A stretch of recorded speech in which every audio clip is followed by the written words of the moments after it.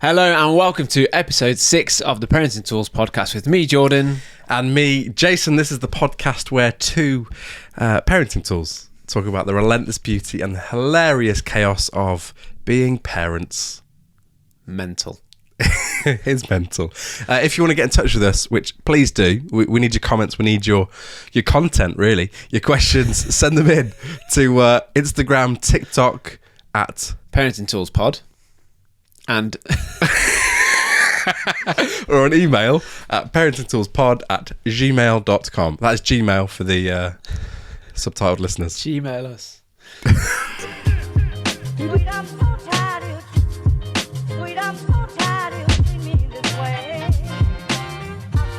So Jason, episode 6, how you doing? George, I'm doing well. I'm gonna be honest, this week has been a very good parenting week. Parenting dream. Yeah, honestly, there's not been... Yeah, there's been some sleep depravity, but on the whole, it's loving life. How did you get on with the heat wave?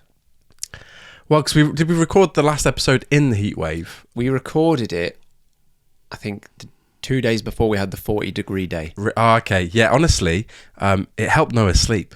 Just conked her out. Yeah, and she did not wake up for most of it, so it was a dream.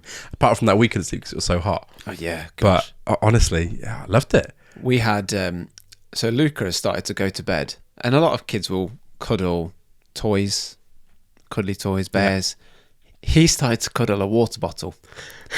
And when I say cuddle, I mean full on, arms around the bottle, knees up, full fetal position around this bottle. And so he appeared in our room probably like every 45 minutes on the hot night. Oh. And the first one he was like, "Daddy, I've lost it."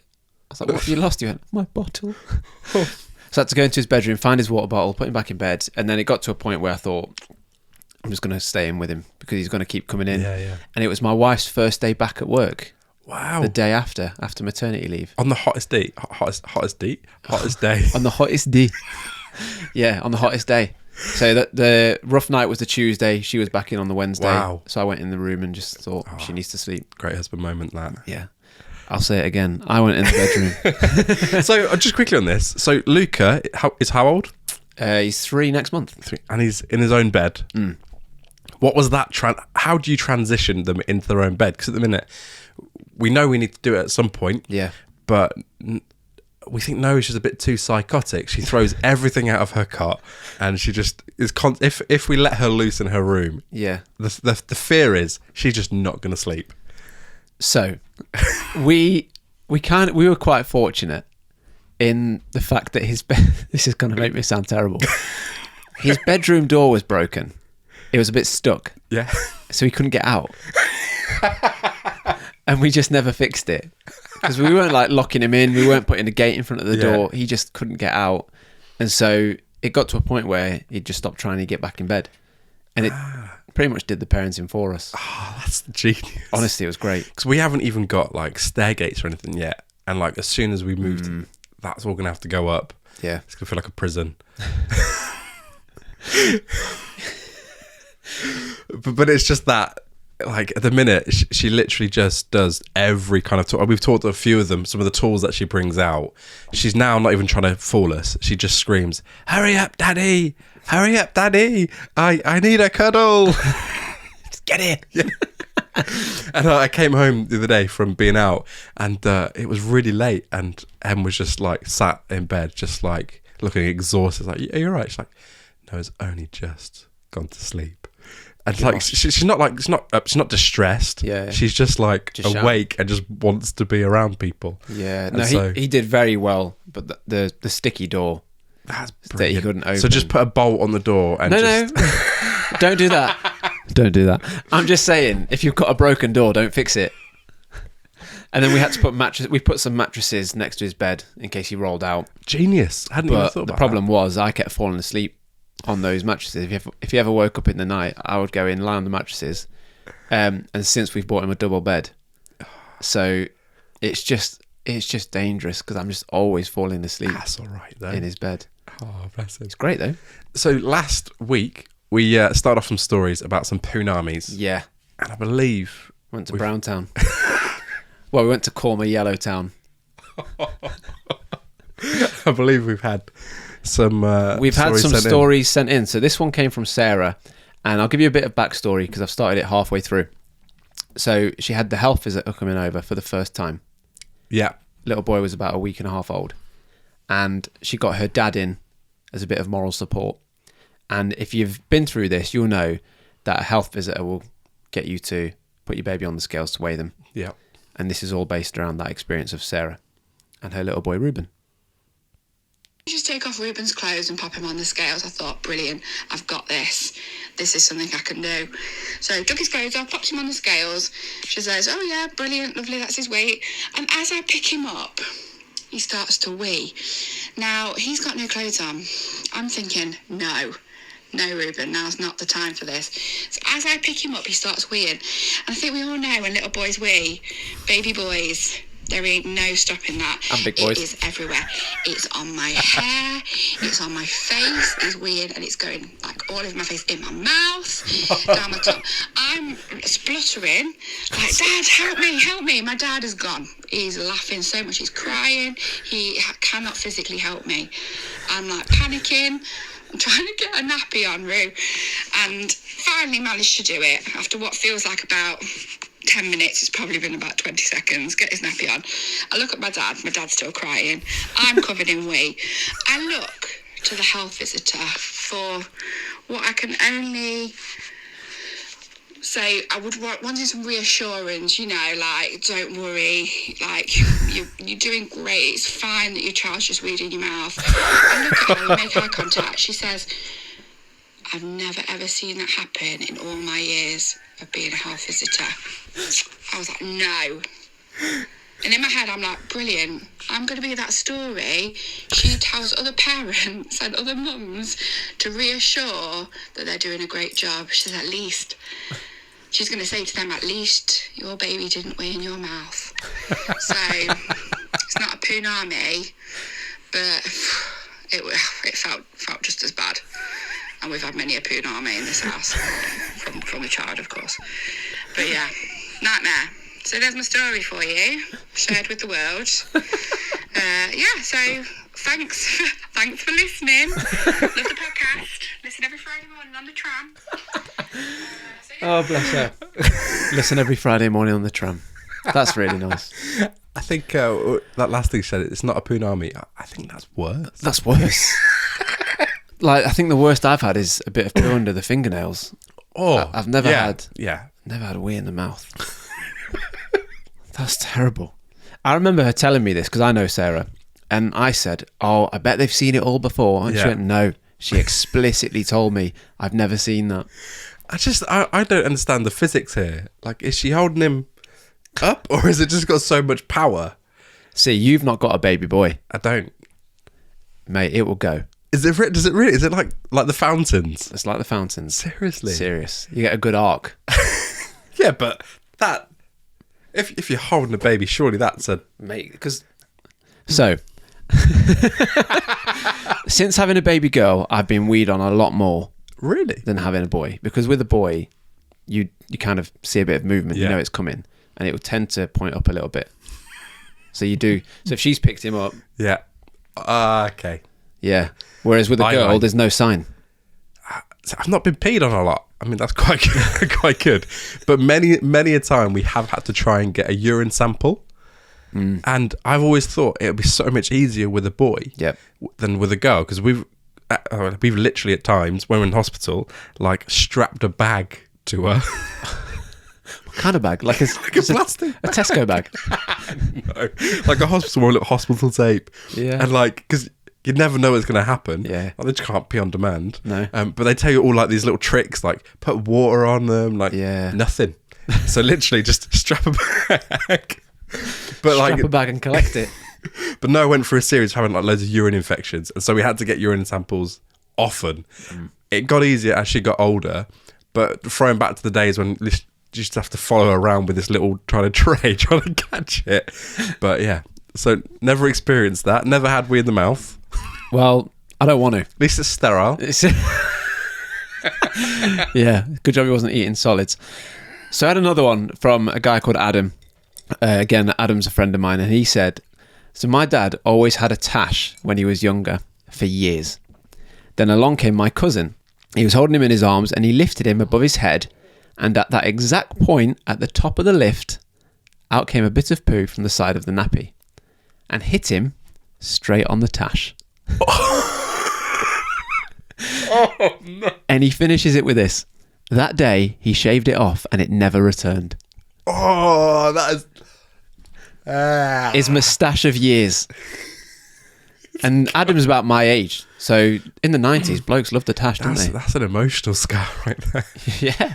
Had to get rid of his tash. Oh, imagine every time it grows back, just the memory. I bet he smells it. Oh. Every time he gets a bit of hair, I bet he just thinks, nah, shave it off. So yeah, thank you for your Poon Army stories. Keep them coming in. Why not? Yeah, please do. Because they're funny. So I've been waiting all week to share this, and because I found it, like, there were times when you like got kids and like they do something and you just have a little chuckle to yourself. Noah did something this week and I was like beside myself, and I could have just been because I was so tired. But I wrote it down. I was like, I need to share that with Jordan and the podcast. I'm looking forward to this. So honestly, it's not that funny now I think about it. Now you've had a good night's sleep. We've been trying to get Noah into movies, as we talked about right back in one of the first episodes. OG. Maybe what was the first episode? What was the first episode? And it was really cute, actually. She's got this little Incredibles cup. And so, Noah, should we watch The Incredibles? And she goes, oh, yeah. And then later in that day, like, we'd only got like 5 minutes in. Later in the day, it's like, no, what do you want to do? She's like, I want to watch the Credibles. The Credibles? The Credibles. And I just thought, how funny would it be if the films changed depending on how our kids pronounced them? Yeah. Instead of Mr. Incredible, it's just Mr. Credible. It's just really reliable. Mr. Consistent. That's a good one. So like the Iron King. It's just a bloke that's really good at steaming the shirts. He's just there. Come here, I'll get those creases out. And he just holds up the iron. It's the circle of steam.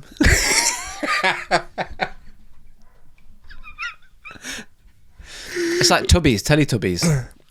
They are quite tubby though, aren't they? Yeah. Is that still on? Mate, Teletubbies still Seriously? going strong. Fun fact, the Teletubbies' son, the baby, has now got her own baby. That's how old we are. Wow, do they still use the same baby? I think so. Really?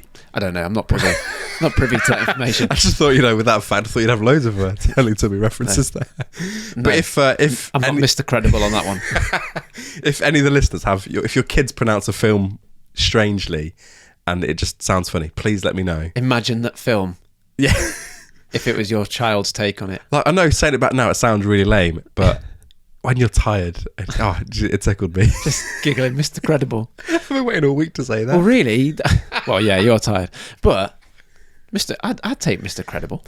Yeah, Someone said to me, like, probably wouldn't be a great kids film. One word to describe you: credible. I'd take that. Bit boring, but I'd take it. Cool. So we just want to say a big thank you to everyone that's listened on Spotify, Apple Podcasts, whatever it is that you listen on. If you watch on YouTube, we want to say a big thank you. But we would like to ask you, just to help us out, please help us. Would you mind reviewing the podcast? You can do that on Spotify, you can do it on Apple. I think YouTube's just basically throw a like on the video. So if you enjoy our podcast, please give it a rating. Please give it a like on YouTube and Instagram. Yeah, you can like it on Instagram. You can like it Follow on us. Instagram. Follow us on Instagram. And on TikTok. And on TikTok. Yeah. We're still enjoying TikTok. We are. They make me giggle. I know it's us, but they do make me giggle. Like, it sounds really lame, but I found myself like in bits at our own TikToks. Like, I forget that it's us. Yeah, I forget a lot of what we say. Yeah. Which sometimes is a bit worrying. I'll go home and Liam will say, how's the podcast this week? What did you say? I'm like, not a clue. But I think that's part of parenting, is it? You just forget. It's just like, you're so tired. But please do leave us a little review. It really helps out. And share the podcast. Yeah. And if it's a bad review, keep it to yourself. But message us and say how it can be better. That'd be great. That would be great. Thank you so much, everyone, again, for listening. We appreciate it so much. So, Jason, now that we are well and truly into the episode, now feels like a good time to do an opening question. And I just want to say a big thank you to everyone that sent opening questions on Instagram. If we don't use yours today, I'm sure we'll use it in the future. But today's opening question: how did you feel going back to the start, how did you feel when you found out you were going to become a dad? Oh, that's a good one. That is a good one.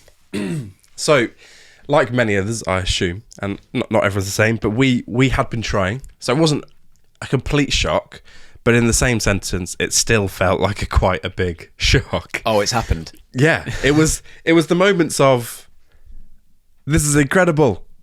This is Mr. Credible. Swiftly followed by, what have we done? Yeah.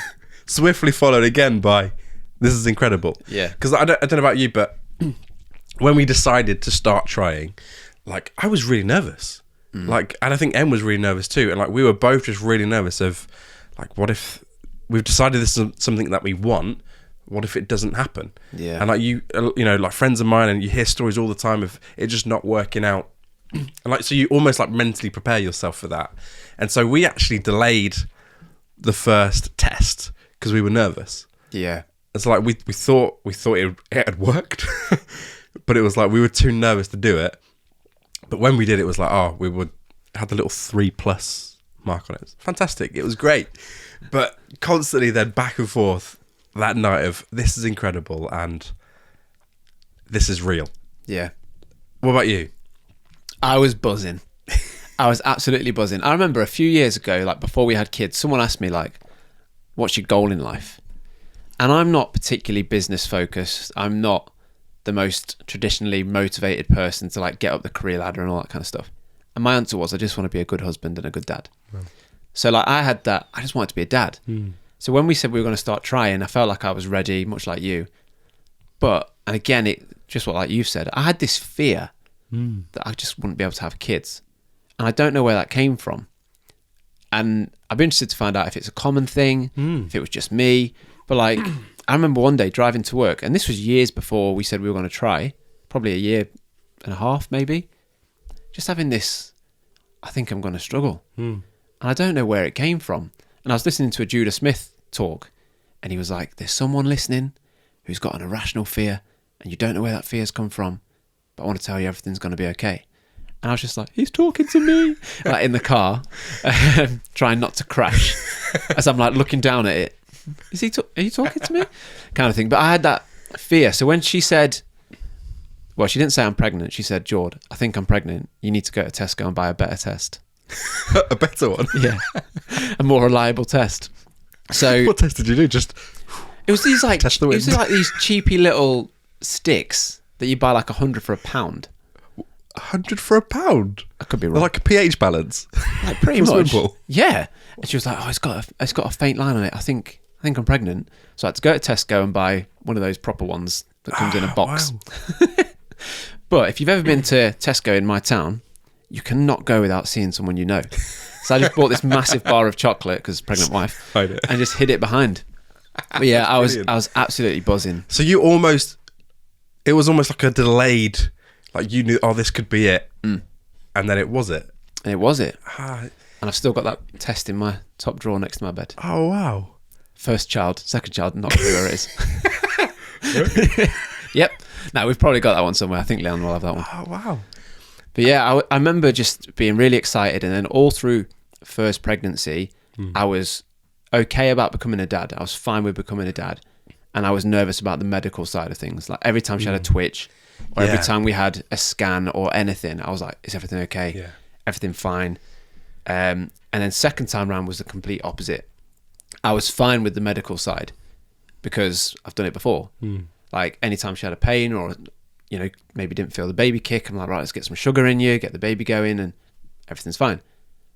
In terms of how am I going to be a dad to two, I was nervous. Wow. I was a bit like, and I think it might have been Sam talking about his second that's coming on episode 3. Like, how do I love something else this much? Yeah, yeah. I was very much there. Wow. Like, how do I love another kid as much as I love my little boy? And they come and everything's fine, and you do love them the same, even though you love them differently.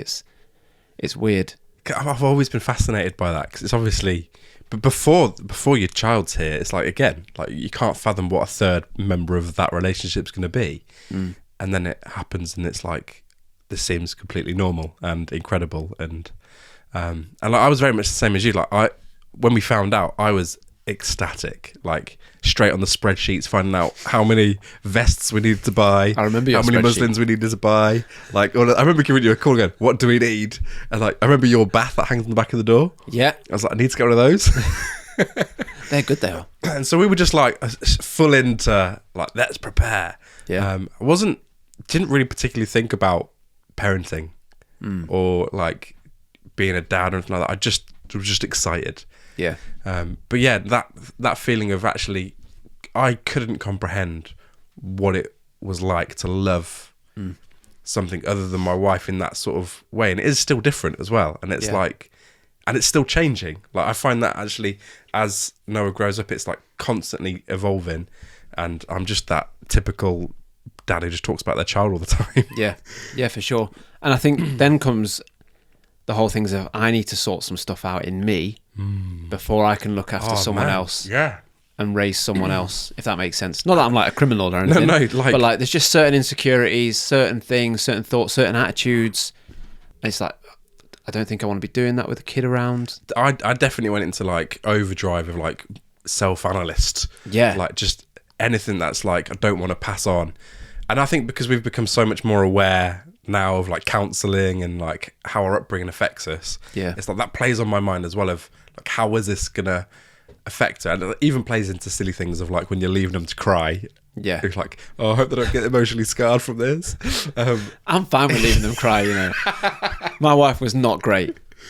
But it's Like that 10 minutes and then she's up like 30 seconds later. it's hard though. I find It it is hard. It is hard. But it's that thing even like now when I'm like spending lots of time with her and like I get a bit bored or I like clock out, it's like constantly reminding myself like, oh no, I want to be the best kind of dad. I want to constantly always be there. She probably won't remember half the stuff at the minute. Like I could probably chill out for a little until she's a bit older, but it's just that thing that's always there. And I think that's from that period of just self-analysing myself of what are the bad things, what do I want them to experience growing up, like when they're old and they have to look after me. Remember this day. But that's the thing, like just having that, you know, when they're older, having the conversation of what your parents like.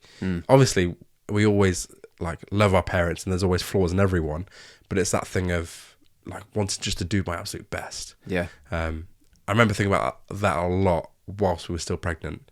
Don't think about that anymore.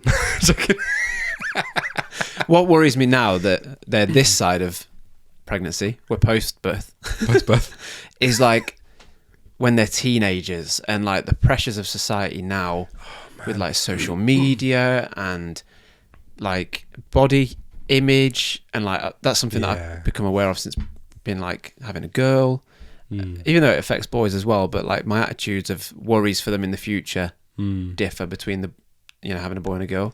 Yeah, I think so. For me, some of the things that we've been even like consciously now is like stuff that they play with and not trying to shield her from as much of like stereotypes as possible. Like she can just explore and play with what she wants and finds it fun, and that doesn't impact who she is in any way. And so it's just trying to like the future stuff doesn't scare me as much because it's like I feel a bit more confident with like technology and like absolutely the dangers are all out there, but I feel a bit more comfortable when they can have a proper conversation. It's like now when they're still forming ideas and thoughts and words, it's like just trying to not like put anything onto them which would be unhelpful. That's a good point. Yeah, if that makes sense. Yeah, but they just pick it up anyway. They'll pick up traits all the time. It's really funny. Yeah. Like one of Noah's new phrases is "look at that," because I say it all the time. Like, and I only realised I say it when she started saying it, and so it's like, oh, she's like a little mirror. Where's you got that from? Yeah, and so whenever like she's like, it doesn't happen all the time. Kids just have tantrums, but I imagine that as they get older, some of those traits like they'll learn or they pick up, and it's like, oh, sometimes that's just because one of Luca's first words or phrases was, "What's this?" Yes. Because we used to call him Hurricane Luca before he could walk, because he'd just crawl up to everything, and we'd distract him by going, "Luca, what's this? What's this?" Like a little child or dog, and it was just constantly like, "What's it?" And he'd walk up to him and go, "What's this?" And it's like they just soak it all up anyway. And then now he's a little bit older, so I don't swear. We don't swear in our household, but I do use alternative words. So I will say like flipping, or ruddy. Yeah. And the other day, he had a football inside. And I said, don't throw the football. He went, I want to throw the ruddy ball. And you're there and you can't say, don't say that, because he's got that from me. Yeah. So it's like, right, now I have to stop saying things that I wouldn't want him to say, even though I'm happy saying them myself. Yeah, like we're exactly the same. Like we don't swear, but like we use certain words which aren't swear words. But Yeah. now if I hear Noah saying them, I'm like, oh, I don't like that. Yeah. And so like it's become from a PG to like a U. Or language. Do you know what the one is that gets me? Is what? What? Like if someone says to me, I don't know, they say something, I can't hear what they say. Yeah. Like, what'd you say, mate? Or like, you just repeat that. I don't say pardon. Yeah. But for whatever reason, we expect our kids to say pardon. And my wife got caught out in the most brilliant of ways recently. Oh, go on. So she said to me and he said, what? She goes, you say pardon? And then she went upstairs. I shouted up to her. She didn't hear me. And she went, huh? And it was there. It was there for the taking. I said, pardon? Sorry, just do that sound again. Huh? I was not expecting that. No, well, I wasn't. I was waiting for the what. No, I led you there.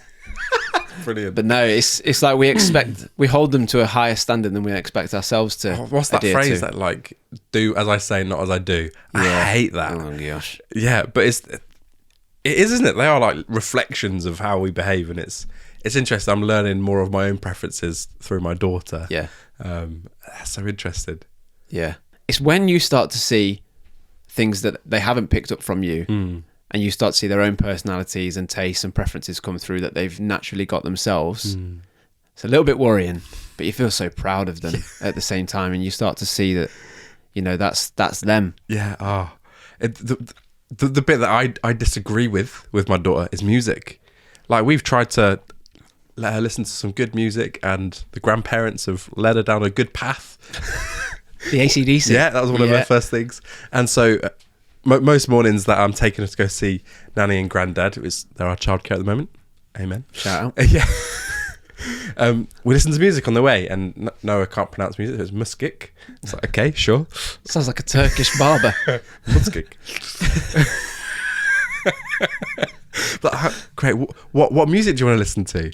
And so sometimes this morning it was Imagine Dragons, specifically Thunder, and she wanted to listen to that I've heard of that song. on repeat. Brilliant. But most mornings it's Where Is Thumpkin? Have you heard this? No. Oh, don't. No, and from your face, I don't want to hear it either. It's like an old-fashioned like hit, like rhyme. Really? And it's just like she loves it, and I'm like, this is Thumpkin. Thumpkin. Thumpkin. Yeah. Thumpkin. Thumb. Your thumb. Thumpkin. Yeah. Brilliant. No idea.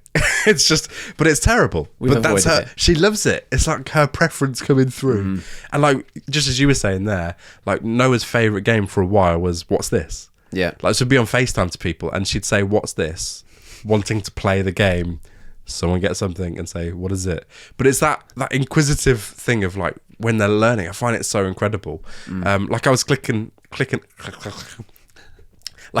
along to a song, and she was going, "What's this? What's this?" And I kept responding with the song name, and then like I just turned around to her, and then she was like doing this with the hands, and then going, "What's this?" And it's like that moment got me. I was like, "Oh, she's learning." Yeah, I just found it so beautiful. Yeah, we've so I've been, and I tease my wife quite a lot, really, and I'm realising I do, but she doesn't like strawberries. She doesn't like any fruit, actually. And so I used to say to her, when we've got kids and you're saying eat your fruit, I can't wait to go, like, eat it like mummy, and like just have to watch you squirm. But it's like that kind of, you've got to set the example. And do you know what? I've been really proud of her. She's been eating some strawberries. Guess why Leanne doesn't like strawberries? The seeds? Because they're unpredictable. What? And it is from the seeds. You don't know where the seeds are going to go. Don't know if the seeds are going to go in your teeth. Those unpredictable strawberries. Unpredictable. Yeah, but that's why she doesn't like them. You just never know what they're going to do next. You just never know. Never know what these strawberries are going to do. But I've been really proud of her. She's been eating her strawberries, and Luke has been growing his strawberries. which has been Growing strawberries. Growing strawberries. Oh, amazing. Really wanted to do that. Got to check them every day, see if they've gone red. And he's like, they're nearly red, and they're as green as they're as green as they can be. It's like, they're nearly red. No, mate, they're not. They're not quite. We've come a long way from the question of how did it feel to That was the find out they question. were pregnant, but Yeah. So it felt good. it was great. It was great. And I always say to people, I think one bit of advice that I was given is like, enjoy the pregnancy stage before you have the baby. Like, go out, do what you can, go to the cinema. I know you love the cinema. Love the cinema. Go out, go to Nando's. Love Nando's. You know, go out, enjoy it, enjoy being pregnant, because I know my wife enjoyed it. I know not every woman does, but yeah, enjoy the moment. Because we had lockdown when Noah was pregnant. Noah? Not yet. When Em was pregnant, it was lockdown. And like, honestly, we just enjoyed going out for our 30 minutes of exercise a day. Was like, it 30? I don't know. Was it 20? I thought it was 5. You like get to the end of the street. So I have to turn around now. No wonder I put a bit of weight on. The BMI went mental. Yeah, but like genuinely just loved that whole thing. A question I've got on this is, did you do anything as a couple before you just like, once you decided, oh, we're going to have kids? Was there anything that you like did, like a holiday or just... Yeah. We had a list of places we wanted to go on You had a holiday. list? Yeah. Oh, wow. But before we started to have kids, so Yeah. like Iceland was on there. Wow. So we went to Iceland for our first anniversary. We went to Sri Lanka for our honeymoon. Wow. Like, we went to some places that we wanted to go beforehand. That's brilliant. So yeah, we did quite a few of them. We didn't quite get to New Zealand because it's far and expensive. Wow. But yeah, what about you? There are certain things, aren't there, that actually you want to do before you have kids. Because as soon as you've got kids, it's no longer just your holiday.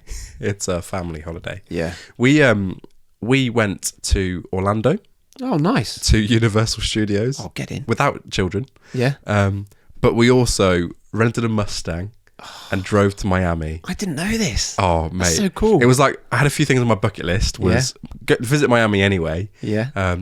Drive a Mustang in America. That's amazing. And I'd never been to like Universal Studios. And me and Emma are like huge fans of Harry Potter. Makes me sound really lame, but I love it. And so we went to Orlando, and like, honestly, 2 weeks, just ate so much food. And it was amazing. And the Mustang, that was good fun. That sounds cool. That's the bit that got me. Yeah. Oh, Mustang. I was just stopping every like hour just to take a little photo. Now, if you were to do that, it'd have to be like an RV. Do you remember the Wild Thornberries? Yes. Get in the combi. It is crazy how much stuff you have to take with you. Like, so our first like little holiday trip with a child was Centre Parks. Before we went to Centre Parks before, great. Pack your bag, jump in the car, off you go. We had to purchase a roof box. Oh, what a dad. For that holiday. What a dad. I know. I felt like part of the club then. Yeah. But like the amount of stuff that you need, and like it's the smaller they are, the more stuff you need. Yeah, that's true. It's strange, isn't it? That's really true. You need a carry cot. You need like so much Sterilizer. stuff. Sterilizer. Sterilizer. Oh, Glad those days are over. the day that they're able to just have normal water, it's like, oh, thank you. Normal milk. We're still not there with the milk. Mate, powder, formula is no joke. The cheap ones are expensive. So Noah's got a milk allergy, Yeah. and so she's off powdered anyway. But her little tub of specialised milk powder, not milk powder, was like 30 quid Wow. for a little tub. Thankfully to the NHS, it was for free. Shout out the NHS. But 30 quid for some powdered non-milk. Do you sell the stuff you don't use? 25 on Marketplace. In a little bag. We mentioned that Dan mentioned it, didn't he, on the episode about basically every kid having a dairy allergy. Yeah. And I was talking to a guy at work that started with us. He started new to the team, getting to know him. He said he's got kids. He said one of his kids has got a dairy allergy, and I just had to hold in the laughter. No way. Because he doesn't know that we've said that on the podcast. Just laughing in his face. My kid's got this medical condition. Ha! So we've just done the whole thing again of going for the deep bit, haven't we? Just couldn't help ourselves. We went paddling and we ended up waist deep. Just jumping in. Jumping in. So, daddy issues. Daddy issues. What have you got? So one thing that happened this week, and it was actually my wife Emily that like brought it to the attention of how funny is this, and it's how our texts have changed since we've got kids. See, before we had kids, and like, even before we were married, lots of long texts, and then when you get married, lots of short, funny texts. Now, Playful banter. Playful banter. Flanter. Flirty banter. Flirty banter. Very nice. Now, like when you scroll through my phone, it's just, Noah's did a massive poo. No flanter. Can you help, please? Put the chicken nuggets on. Put the chicken nuggets on. Gone for a lie down. Where are you? Are you hiding? And then she sent me a text this week. Literally just read, Noah's done the biggest poo I've ever seen. Followed by, oh, how our texts have changed. Love She's you. aware of it. Yeah. Brilliant. Yeah, that's one that we get. Like, are you out? Yeah. Like, can you pick up nappies? I think that's the 3 words that I hear from my wife the most. What? Can you just? Can you just? Oh, when you've just like you've sat down, you've done a few things, and it's just like, yeah, and it's it immediately just makes my whole body tense. Can you just? And then whatever. No, I can't just. But you say yeah, don't you? Always. Yeah.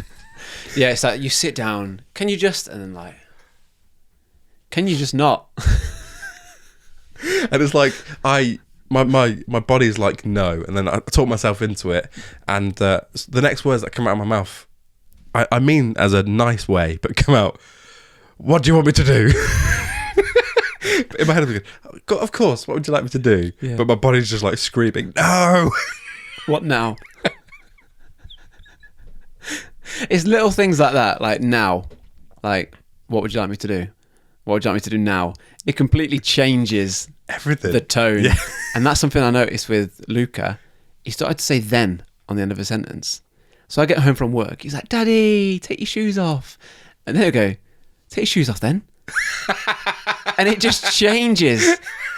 It just changes the dynamic of the sentence. Come on, hurry up. Yeah. Take your time. Yeah, and he does it to his granddad when he's putting him in the car and like, okay, move your hands then. Like, that was brilliant. Give the guy a break.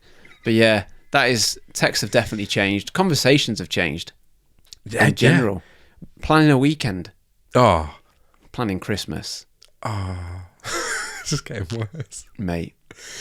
We're taking Noah camping in 2 weeks' time. Oh, you're brave. We're doing a mock run next week in the garden, trying to get her used to the tent. I've told my wife many times it's a terrible idea. But she insists it's going to happen. So we've got to take the youth of our church away to a youth camp, and we're taking Noah with us. That's not a bad way of doing it, because you're not going to sleep anyway. Oh, that's the idea. And if I'm not going to sleep, no one else is going to sleep as well. Yeah. So I couldn't think of anything worse than camping with a baby. It's honestly, I'm just ignoring it until it happens. We've bought a blackout tent. Amazing. In the hope that the noise of thousands of teenagers isn't going to keep her awake. Hang on a second. I feel like I need to ask the obvious. Blackout tent. Yeah. Is it soundproof? Nope. You know what blackout means, right? It means light. Yeah.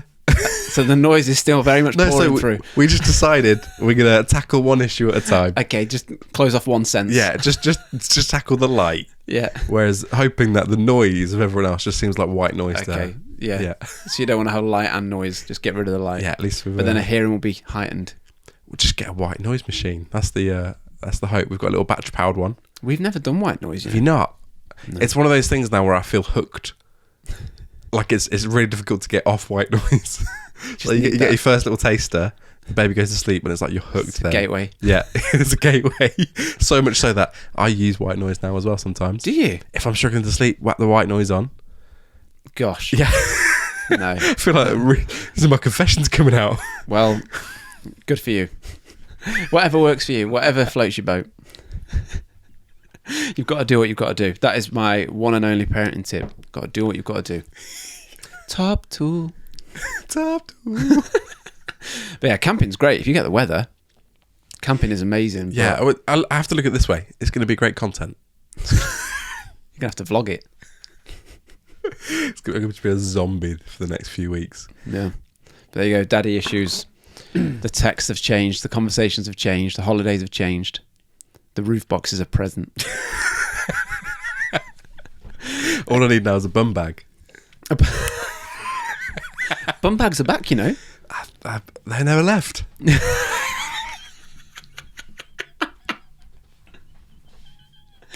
Oh, amazing. I'll tell you what, that however long we've been talking for has flown by.